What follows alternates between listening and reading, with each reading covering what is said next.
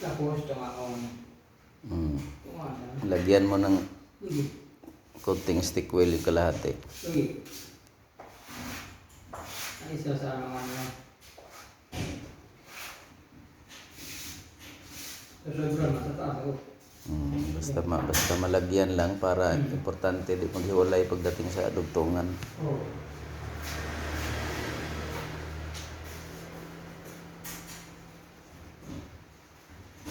Di mo kuha, no?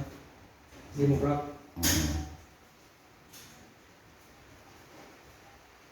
Pwede na yun. Pwede lang. Ulan na, no? Oh? Umulan? Oo. Di, yung grill sa, yung grills doon sa Beach Resort, yung inaalala ko eh. Di pa naumpisan, wala pang okay lang ko na symbol na yung mga gate. Oo. Wala pang gumawa eh. Hindi ko ibalik ko. Kaya bukas bilhin ko yung materialis. Doon, baka mga tanghali siguro pupunta dito.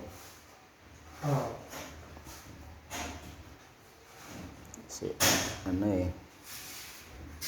baka tatawag may-ari sa Sabado kung kung basta ng update sa niya. Project. Ha? Bili ako silong. Bibili ha. Dalhin mo na lang, daanan mo na lang, bilhin ko. Daanan ko bilhin ko, tapos dalhin mo na lang sa umaga. Kasi magbili ako silong. Magbili ako. Kaya sino may pagliha para wala sila makita na Ay mga maayos yung finish natin. Okay, kumatagon sa yung platatics. Flat latex lang. Platatics lang. Basta flat latex lang tayo sa ceiling. Oo. Tsaka yung dito sa wall, tayo, simiglos. Silong. Yung meron dyan, mga mocha yata yan. Oo. Ito ang mga awan ng kasadahan. Basta lahat ng ceiling, tayo, flat latex white. Tapos yung mga cabinet, tsaka pinto, tayo yung... QDE na maple. Para, parang varnish na siya, tingnan. Kahit hindi varnish, kunyari varnish.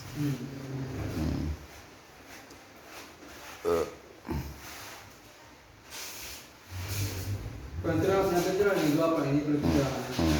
Guwapa na dyan. Basta masilyahan muna lahat dito, pagkataas dito sa taas, no? Basta mamasilyahan lahat bago para pag pumuti, pag may pumasok ng mga kliyente, malinis na nila tingnan. Para madaunan agad.